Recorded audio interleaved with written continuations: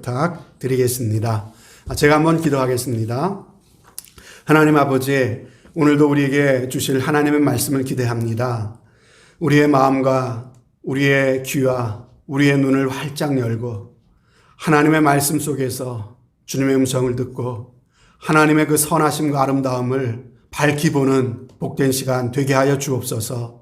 말씀을 통해 힘을 얻는 시간, 그리고 우리의 인생에 정말 바른 방향, 생명의 길, 하나님이 우리에게 복 주시는 길을 갈 수 있는 복된 은혜가 있게 하여 주옵소서. 성령님을 의지합니다. 믿사옵고 예수 그리스도를 받들어 기도하옵나이다. 아멘. 오늘은 무엇을 신고 계십니까? 라는 제목으로 말씀 증거하도록 하겠습니다. 여러분 많이 보셨죠? 노드스트롬 백화점입니다. 미국의 3대 백화점에 들고요.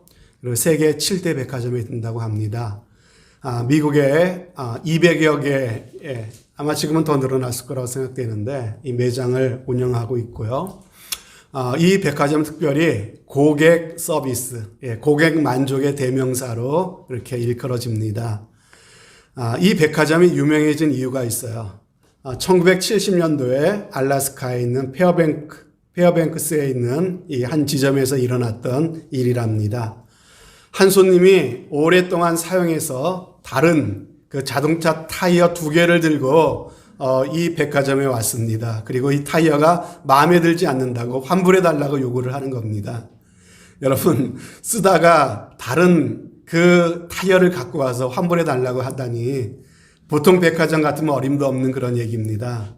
그런데 이 매장 직원은요, 게다가 이 손님은 영수증도 잃어버렸다는 거예요. 산지 오래돼갖고 영수증도 잃어버렸다는 거예요. 분명히 여기서 샀냐고 물어보니까는 분명히 여기서 샀다는 거예요.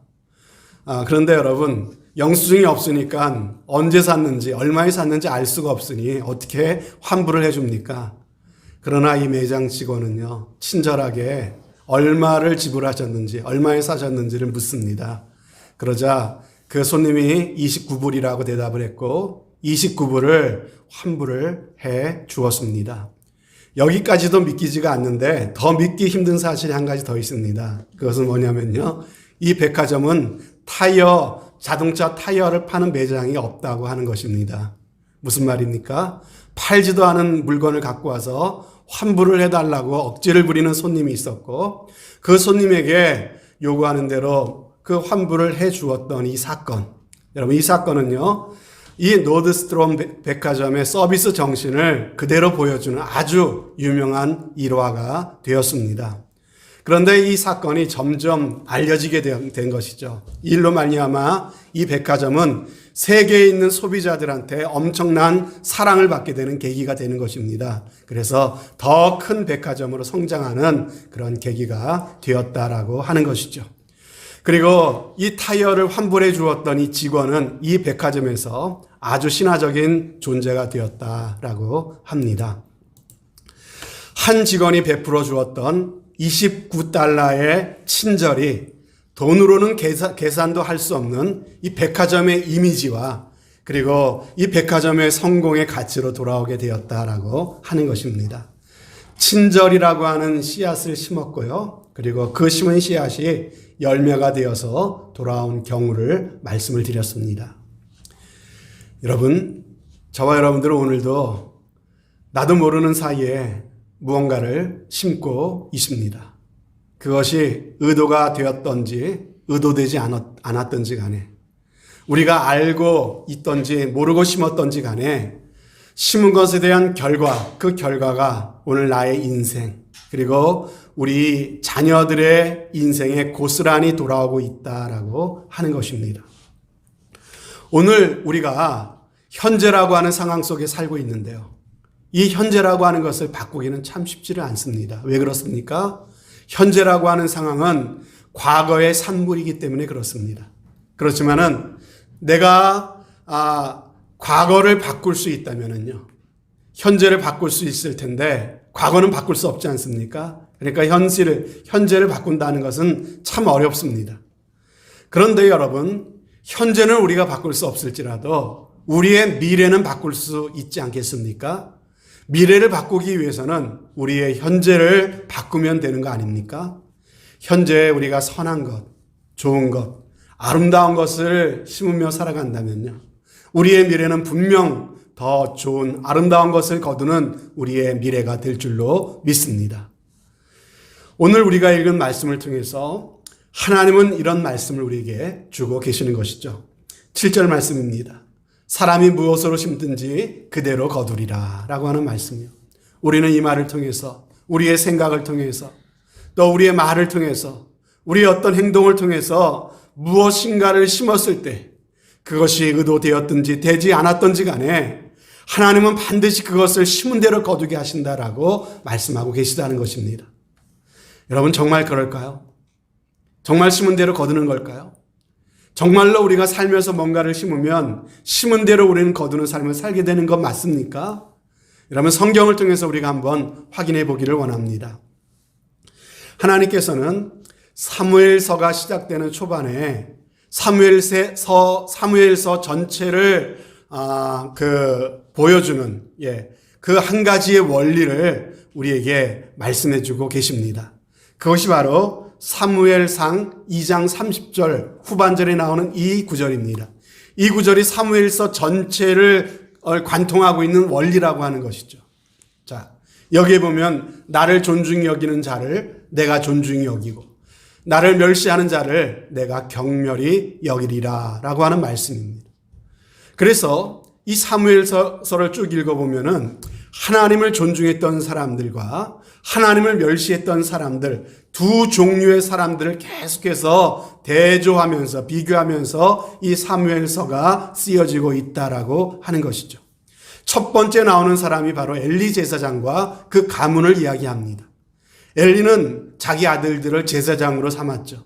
그런데 그 아들들이 성경에 보면 불량한 사람들이었다라고 말씀하십니다. 어떤 일을 했냐면 그들은 하나님 앞에 드려진 고기를 큰 가마솥에 넣고 삶을 때 갈고리를 들고 와갖고는 그것을 막 꺼내봅니다. 꺼내보면서 하나님께 드려지기도 전에 자기 마음에 드는 가장 좋은 부위를 자기들이 먼저 가져가 먹어버렸다는 것이죠. 뿐만 아닙니다. 그들의 악행은 거기서 멈추지 않습니다. 회막을 섬기는 여인들과 넘지 말아야 되는 선을 넘으면서 하나님의 성소를 더럽혔다라고 말씀하십니다. 그래서 성경은 기록하기를 그 두 아들 홈리와 비느하스는 하나님을 경멸한 사람이라고 말씀하고 있는 것이죠. 이처럼 그들이 잘못된 것을 심었어요. 그 결과 어떠한 열매를 맺게 되었는지 성경은 정확하게 이야기합니다. 블레셋과의 전쟁이 일어납니다. 그러자 이스라엘 군대들의 사기를 높이기 위해서 홈리와 비느하스가 이 법궤를 메고 전쟁터에 나갑니다. 그런데 어떻게 됐습니까? 법궤를 들고 나갔던 이 엘리의 두 아들 홈리와 비느하스는 한날에 죽음을 당하게 된다는 것이죠. 엘리 제사장은 의자에 앉아서 전쟁의 소식을 기다리다가 전해지는 소식이 전쟁에 졌다는 소식 뿐만 아니라 두 아들은 죽게 되었고 법궤마저 빼앗겨 버렸다는 그 소식을 듣다가 너무 충격을 받아서 의자에 앉아있는 채로 넘어져 버립니다. 그래서 목이 부러져서 그 자리에서 죽게 되었다고 성경은 말씀하십니다. 그 소식을 또 누가 듣습니까? 그 즈음에 비느하스의 아내였던 그 아내가 그 아이를 임신했었는데 아이를 출산하게 되는 것이죠. 그런데 이 비느하스의 그 아내가 엘리의 며느리가 이 아이를 출산하다 그만 죽게 됩니다. 그는 죽어가면서 이 아이의 이름을 짓는데 이가봇이라고 하는 이름을 남깁니다.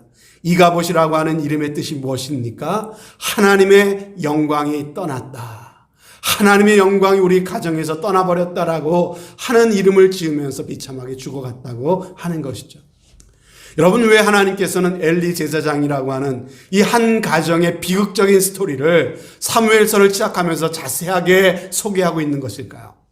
사무엘서 초반에 말씀드렸던 네가 나를 멸시하면 나도 너를 경멸히 여기리라고 하는 하나님의 말씀이 이 한 가정에 어떻게 그대로 이루어지고 있는가를 보여주고 있는 한 예로서 그 말씀을 싣고 있는 것이죠. 하나님은 뿌린 대로 거두게 하신다는 것입니다. 이 엘리 제사장 가문과 비교하면서 성경은 한 가문을 또 소개하고 있습니다. 바로 사무엘의 가정입니다. 하나님보다 자식들 눈치를 더 보면서 자식들의 잘못을 바로잡지 못했던 이 엘리와 자녀를 기도로 낳아서 믿음으로 양육했던 사무엘의 어머니 한나를 비교하고 있는 것입니다. 또 사무엘서를 계속 읽어보면요, 왕으로서 하나님을 멸시했던 사울 왕과 그에 반해서 하나님을 존중히 여겼던 대표적인 인물이었던 다윗 왕을 비교하면서 소개하고 있습니다.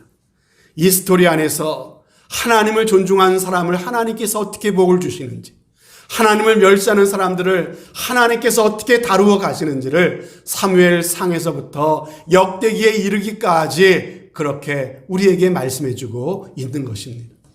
여러분, 사무엘 하는 무엇을 말합니까? 다윗이라는 인물이 하나님을 참으로 존중하고 존중했을 때 하나님께서 얼마나 다윗에게 복을 주시고 그를 높여주셨는가를 기록한 내용이 바로 사무엘 하의 내용 아니겠습니까? 그가 가는 곳마다 승리의 계가를 부르게 하십니다. 또 얼마나 다윗이라는 사람을 존귀하게 만들어 주셨습니까? 그런데 보세요. 똑같은 인물이었던 다윗이 어느 한순간 하나님을 멸시하기 시작했습니다. 자신의 충신이 아니었던 그 우리아의 아내를 간통을 합니다. 그리고 그 신하를 살해하고도 마치 아무 일도 없었다는 듯이 매일마다 아침 저녁으로 하나님께 제사를 드리면서 하나님을 멸시하는 그러한 시기가 있었습니다. 그때 하나님께서 다윗의 인생에 엄청난 환난을 허락하시면서 그를 얼마나 공고하게 하셨는지를 그대로 기록하고 있습니다. 하지만 그랬던 다윗이 자신의 잘못을 깨닫고 철저히 회개하고 하나님께로 돌아갔을 때 하나님께서 다윗을 어떻게 회복시켜 주셨고 그의 위를 어떻게 높여 주셨는지를 성경은 우리에게 소개하고 있는 것입니다. 이후에 열왕기서 또 역대기서에 나오는 유다와 이스라엘의 그 많은 왕들의 이야기도 마찬가지 아닙니까? 하나님을 존중히 여기는 그 왕들은 하나님이 높여주셨습니다. 그러나 하나님을 멸시했던 그 왕들은요, 하나님께서 어떻게 갚아주셨는지를 역대기 열왕기는 우리에게 그대로 말씀해주고 있다는 거예요. 하나님께서는 우리가 무엇으로 심든지 그대로 거두게 하신다라고 하는 것입니다. 여러분, 이것은 성경이 참 우리에게 가르쳐주는 아주 큰 진리입니다. 어떤 농부가 밭에다가 콩을 심었습니다. 근데 그의 농사가 잘 돼서 많은 콩을 거두게 됐습니다. 근데 나만 잘 됐으면 큰 돈을 벌었을 텐데 콩을 심은 그 집집마다 다 잘 돼갖고 콩값이 완전히 바닥으로 떨어져 버렸습니다. 그래서 콩을 추수하긴 했는데 팔아봤자 비료값도 안 나오게 생겼습니다. 그래서 이 농부가 성경을 읽다가 이런 구절을 발견하게 됩니다. 할 수 있거든이 무슨 말이냐? 믿는 자들에게는 능치 못할 일이 없느니라. 이 말을 읽다가 은혜를 받았어요. 갑자기 믿음이 막 충만해지는 겁니다. 그래, 내가 기도하면 능치 못할 일이 없댔지 하면서 기도합니다. 하나님, 다른 집의 콩들은 그대로 두시고요, 우리 집 콩만 팥으로 바뀌게 해주세요. 팥으로 바뀔지어다 라고 하면서 팥으로 바뀌게 해주세요. 이렇게 기도합니다. 여러분, 어떻게 되었을까요? 팥으로 바뀌었을까요? 여러분, 당연히 팥으로 바뀌지 않았죠. 그 이유가 뭘까요? 심은 대로 거둔다고 하는 이 말씀은요, 네 믿는 대로 된다는 말씀에 앞서는 만고불변의 법칙이기 때문입니다. 여러분 기억하십시오. 하나님께서는 심지도 않고서 거두려고 하는 마음을 가진 자들을 악하다라고 말씀하십니다. 오늘 본문에 그걸 말씀하시죠. 그것은 곧 나를 만홀히 여기는 것이다. 심은 대로 거두게 하신다고 하나님 분명한 원칙을 말씀해 주셨는데 믿음이라는 그 이름으로 그렇게 심지 않은 것을 거두려고 하는 자들은 하나님을 만홀히 여기는 것이다. 이렇게 말씀하고 계시다는 거예요. 그래서 성경은 이렇게 말씀하십니다. 네가 남에게 대접을 받고자 하는 대로 남을 대접하라. 네가 남들에게 대접을 받고 싶으냐? 그러면 남들을 먼저 그렇게 대하라는 것이죠. 네가 남에게 심은 것이 그대로 너에게 돌아오게 되는 것이다 라고 누가 하신 말씀입니까? 이것은 예수님이 하신 말씀 아닙니까? 보세요. 여러분 성경 또 말씀하십니다. 저 창세기로 넘어가면요. 야곱이 형 에서를 속였어요. 형에게 사기를 쳤습니다. 등을 쳐먹었습니다. 그런데 하나님은 야곱을 어디로 보내십니까? 삼촌 라반의 집으로 보내시는 거죠. 그리고 거기서 20년 동안 사기를 당하게 하십니다. 여러분, 자기보다 더 심한, 한 수 더 높은 그 라반이라는 사람을 만나서 그렇게 자신의 인생에 사기를 당하고 등쳐먹는 그런 피해를 당하게 만드는 것이죠. 심은 그대로 거두게 하시는 거예요. 야곱은 또 아버지를 속였습니다. 염소 털로 형처럼 꾸며갖고 형 에서인 것처럼 행세를 해서 아버지를 속였죠. 그랬던 야곱이 후에 어떻게 받았습니까? 그 야곱의 아들들이 그 동생 요셉을 팔아버리지 않았습니까? 그리고는 요셉이 입고 있던 채색옷을 벗겨갖고 그 염소의 피를 묻혀갖고 아마 이 요셉이 들짐승에게 죽임을 당한 것 같다고 이렇게 야곱을 속이지 않았습니까? 그래서 야곱은 요셉이 죽은 줄만 알고 13년 동안이나 가슴에 큰 대못을 박은 채로 살아가게 되지 않았습니까? 여러분 얼마나 분명합니까? 잠깐 심은 것뿐인데 하나님은 두고 그 열매를 거두게 하시면서 회개케 하셨다라고 하는 것입니다. 여러분, 내가 무엇을 심든지 간에 그것이 우리 자녀들에게, 우리 가정에, 우리의 미래에 그대로 돌아온다고 하는 것은 성경이 우리 가운데 분명하게 가르쳐주고 있는 원리인 것을 여러분 꼭 믿으시기를 바랍니다. 그런데 오늘 말씀을 통해서 우리가 배워야 될 또 하나의 원리가 있습니다. 그것은 하나님께서 우리에게 심은 것을 거두는 열매를 주시고 양식을 주실 때 그 양식 속에 종자를 함께 주신다라고 하는 말씀입니다. 자, 바울 사도는 고린도서 9장 10절 말씀에 이런 말씀을 하셨어요. 심는 자에게 씨와 먹을 양식을 주시는 이가 너희 심을 것을 주사 풍성하게 하시고 그랬습니다.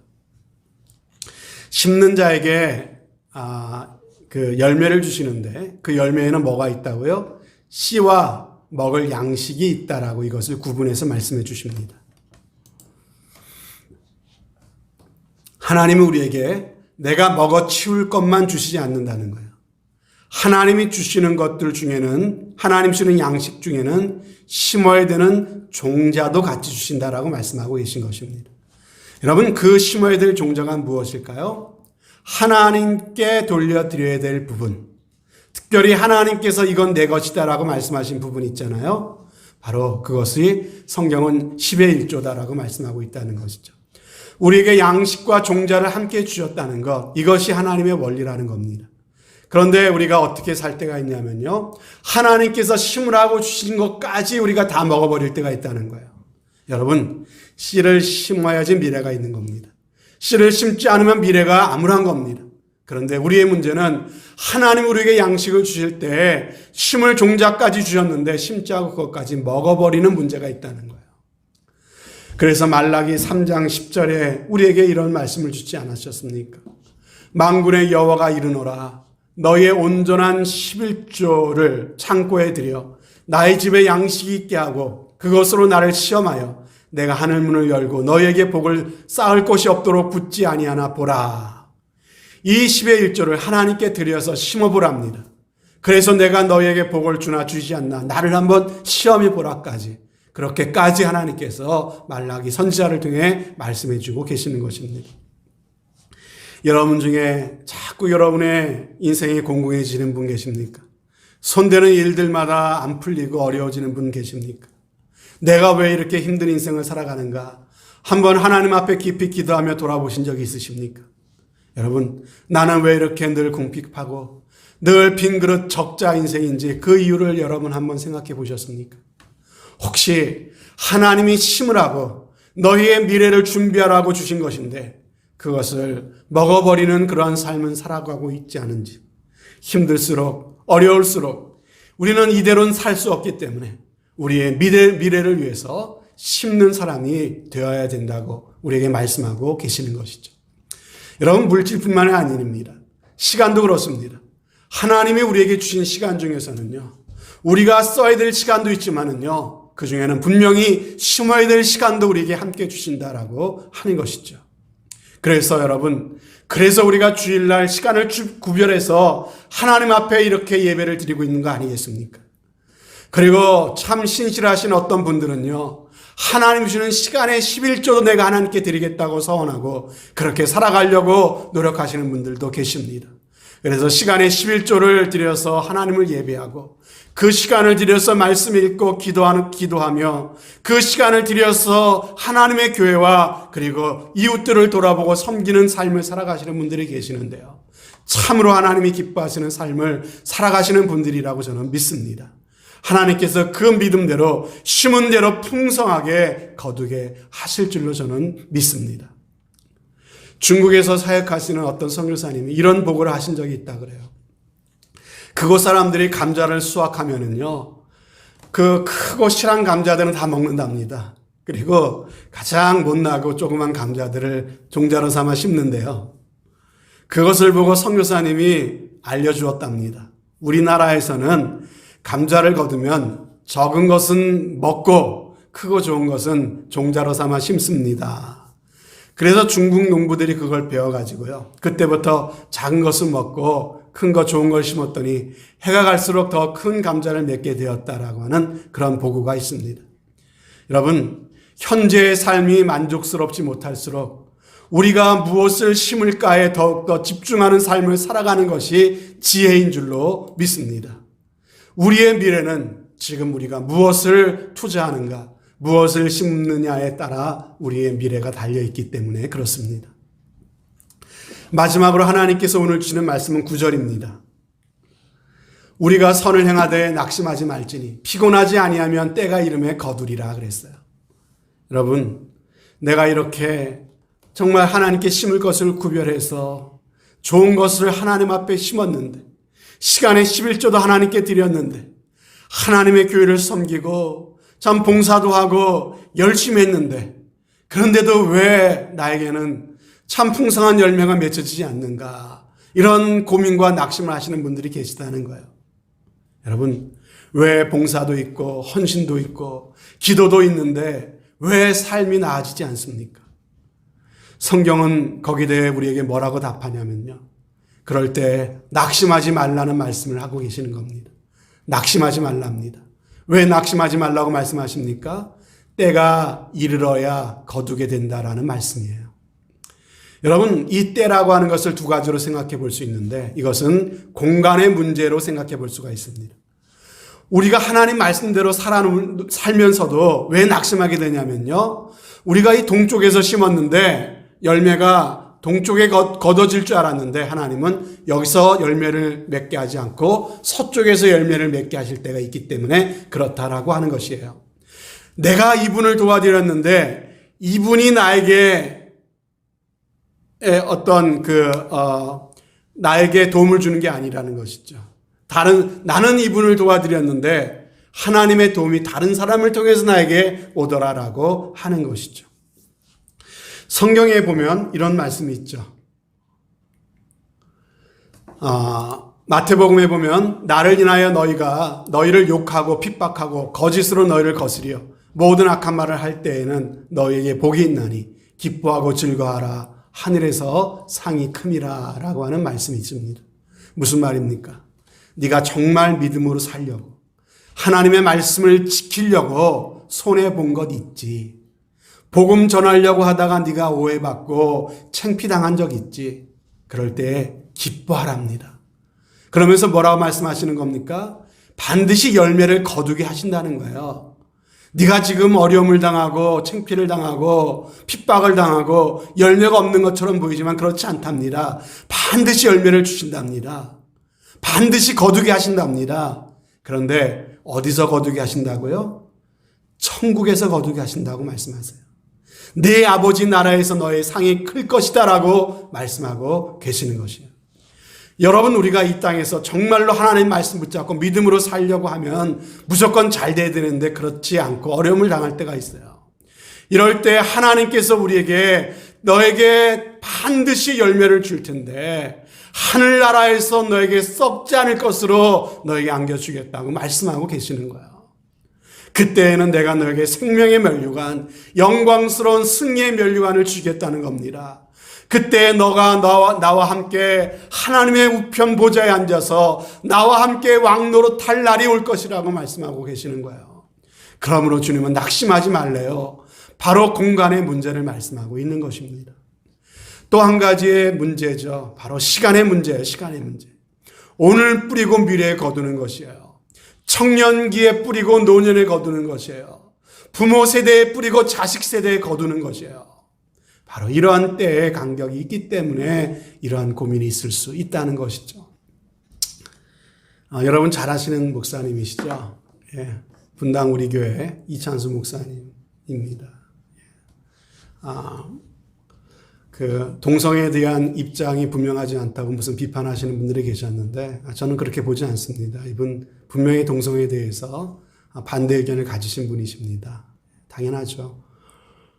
그런데 이찬수 목사님의 아버지도 목사님입니다. 미국에서 목회를 하시는데 교인이 얼마 되지 않는 작은 교회였는데 얼마나 문제가 많은 교회인지 교회가 너무 어렵고 너무 문제가 생기니까요. 이찬수 목사님 아버님이 금식 기도에 들어갔습니다. 40일을 작정하고 그렇게 산에 올라가서 금식으로 기도하다가 그만 17일째 되던 날에 무리한 금식 부작용으로 돌아가셨습니다. 이찬수 목사님 아버님이. 이 목사님이 뭐라고 하시냐면요. 이찬수 목사님이 하시는 얘기가 시간의 제한을 받고 사는 우리들이 볼 때 자기 아버지는 실패한 목사래요. 시간의 그 한계를 갖고 있는 우리의 시각에서 보면. 그러나 영원에서 영원을 잇는 시각으로 보면은 다를 수 있다라고 하는 그런 이야기를 하셨어요. 이찬수 목사님의 어머님이 이찬수 목사님에게 늘 하시는 말씀이 있었답니다. 찬수야, 네 아버지가 작은 교회에서 기도하시다가 제대로 목회도 못 해보시고 부름받아 가셨는데 이렇게 네 아버지가 뿌렸으니 네가 거둬야지. 너 목사 되라. 그래서 네 아버지가 뿌린 거 네가 거둬라. 이런 얘기를 하셨다는 것이죠. 이찬수 목사님이 제일 싫어하는 얘기가 그 얘기였대요. 그래서 나 목사 되기 싫다고 도망가다가 30살에 드디어 부름을 받게 됩니다. 몰려 가다가 드디어 30세에 두 손 들고 신학 공부를 시작하게 되었어요. 혼자서 한국에 들어 총신대학교 입학을 하고 신학 공부를 시작을 하셨습니다. 그렇게 목사가 되고 사랑의 교회에 또 교육자가 되어서 관음 목사님 밑에 섬기다가 분당에 우리 교회라고 하는 교회를 개척해서 20년이 되어 갑니다, 지금. 그런데 이 교회가 지금 수만 명이 되는 교회가 되었어요. 그러니까 만나는 목사님들마다 물어보는 거예요. 어떻게 교회가 이렇게 잘 될 수가 있냐고. 그때마다 이찬수 목사님은요, 이렇게 대답합니다. 왜 이렇게 잘 되는지 나도 모르겠다고. 그렇게 말씀은 하시지만요, 이찬수 목사님이 목회자 세미나에서 목사님들을 상대로 솔직히 왜 잘 되는지 모른다고 대답은 했지만 제 마음에 저는 솔직히 우리 교회가 왜 잘 되는지 저는 알고 있습니다. 이런 얘기를 하는 거예요. 왜요? 내 아버지가 심으셨다는 거죠. 내 아버지가 그렇게 교회를 사랑하시고 그렇게 교회를 위해서 성도들을 위해서 그렇게 기도하시다가 금식하시다가 돌아가셨는데 그 열매를 자식된 나에게서 그 열매를 거두게 하신다라고 하는 것. 거기에 비밀이 있다는 걸 내가 안다는 것이죠. 하나님이 사람들을 막 이렇게 보내주시는데 내가 감당할 수 없을 정도로 사람들을 그렇게 보내주신대요. 이걸 어떻게 설명하냐고 이렇게 이야기를 합니다. 이찬수 목사님은 거기에 안주하지 않고 또 지금 미래를 위해서 또 심고 계십니다. 무엇을 심고 있냐면요. 많은 것들을 심고 있지만 특별히 인상적인 것은요. 지금 수만 명의 교회가 됐다 그러지 않습니까? 그런데 그만하면은 이제 은퇴할 때까지 누려도 되겠는데 그런데 그 교회를 이제 30개의 교회로 분립해서 독립을 시키겠답니다. 30개의 교회를 만들어 가지고 그래서 15명의 목회자는 자신의 교회 안에서 선별하고 그리고 15명은 교단 초월해 갖고 그 목사님을 잘 아는 사람들의 추천을 받아 갖고 정말 무슨 학벌이나 무슨 다른 거 보지 않고 정말 교인들을 사랑해 줄 수 있는 그런 목사님 15분을 선별을 해갖고 그렇게 해서 올해 4월부터 교회를 30개의 교구로 만든답니다. 30개의 교구를 맡아서 그 30명의 목사님들로부터 맡게 하고 연말쯤 돼갖고 그 교구를 30개의 교회로 독립을 시키는 그런 계획을 지금 추진해 나가고 계신 것이죠. 그러면서 이 목사님이 어느 날 설교를 듣는 이런 얘기를 하시더라고요. 누구나 다 큰 교회를 원하지 않냐고. 누구나 더 큰 교회가 클수록 더 큰 힘과 교회를 원하지 않냐고. 나도 똑같은 사람이고 똑같은 그런 욕심이 있는 사람이라는 얘기를 합니다. 교회가 그렇게 커도 그렇게 사람이 많아도 내가 정말 아끼는 교인 한 명이 다른 교회로 떠나간다고 할 때 자기의 마음이 그렇게 아프다는 거예요. 그 한 명의 교인이 떠나갈 때도 아픈데 이 교회를 30개의 교회로 분립해서 독립한다는 걸 생각할 때마다 자다가도 등에서 식은땀이 흐르고 내가 괜히 분립한다고 했나 후회가 되기도 하고 하루에도 몇 번씩 이것을 번복할까 이런 마음이 들 때도 있다는 거예요. 이런 인간적인 욕심이 있지만은 그럴 때마다 주님 앞에 무릎 꿇고 자신의 욕심을 내려놓고 자신의 인간적인 마음을 십자가에 못 박고 또 내려놓고 그렇게 한다는 것입니다. 여러분 모든 권리를 내려놓고 주님이 원하시는 건강한 교회를 세우려고 하는 이 몸부림이 미래에 더 좋은 열매로 맺혀지게 될 줄로 저는 믿습니다. 여러분 지금 당장 거두지 않을 수도 있다는 거야. 내가 지금 심고 지금 당장 거둬야 되겠습니까? 우리가 왜 선을 행하다 낙심하냐면요. 내 기대와 하나님이 반드시 거두시라는 시간과 이것이 맞지 않는 거야. 공간이 맞지 않고 시간이 맞지 않으니까 낙심하는 거예요. 하지만 하나님께서 우리의 눈을 열어주시면 우리는 결코 낙심하지 않을 줄로 믿습니다. 때가 이르면이라 그랬잖아요. 이 말씀을 기억하십시오. 하나님의 때가 있답니다. 하나님께서 반드시 그 때에 거두게 하신답니다. 내가 심어놓고 꼭 내가 거두지 않을 수도 있답니다. 내 자녀 때에 거둘 수도 있답니다. 이 땅에서 거두지 않을 수도 있답니다. 영원한 하늘나라에서 영원한 것으로 거둘 수도 있답니다. 여러분 그러므로 낙심하지 마십시오. 낙심하지 마십시오. 여러분의 수고, 여러분의 눈물, 여러분의 기도와 헌신을 하나님께서 다 보고 계십니다. 반드시 때가 되면 하나도 빠짐없이 다 거두게 하신답니다. 하나님이 세우신 원칙이고 그 원칙대로 저와 여러분의 삶에 이루어 주실 줄로 믿습니다. 여러분 이제 우리는 주님 앞에 서는 그날까지 참 열심히 심는 그러한 삶을 살았으면 좋겠습니다. 성령을 따라 심으시기 바랍니다. 사랑을 심고 온유를 심고 친절을 심고 오래 참음을 심으며 살았으면 좋겠습니다. 그 심는 것이 얼마나 힘든 것인지 말은 쉽지만은요. 뭐 하나 미래를 바라보며 심는다는 게 믿음으로 심는다는 게 얼마나 어려운지 심어 보신 분들은 아실 것입니다. 그래서 십자가의 은혜 없이는 우리는 심을 수가 없습니다. 그래서 성령의 도우심이 없이는 우리는 심을 수가 없습니다. 그분의 도우심이 없이는 우리는 아무것도 할 수가 없습니다. 그러나 지금 하나님의 말씀대로 성령으로 심으면 오늘 말씀 그대로 우리에게 영생을 주시고 영원한 것을 거두게 하시겠다고 성경에 기록해 놓으시고 우리에게 분명히 약속해 주셨습니다. 그러므로 여러분 아무리 힘들고 어려워도 낙심하지 맙시다.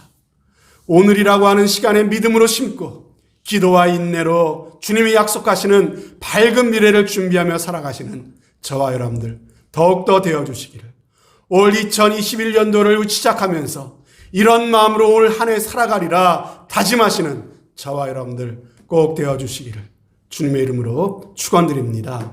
아멘.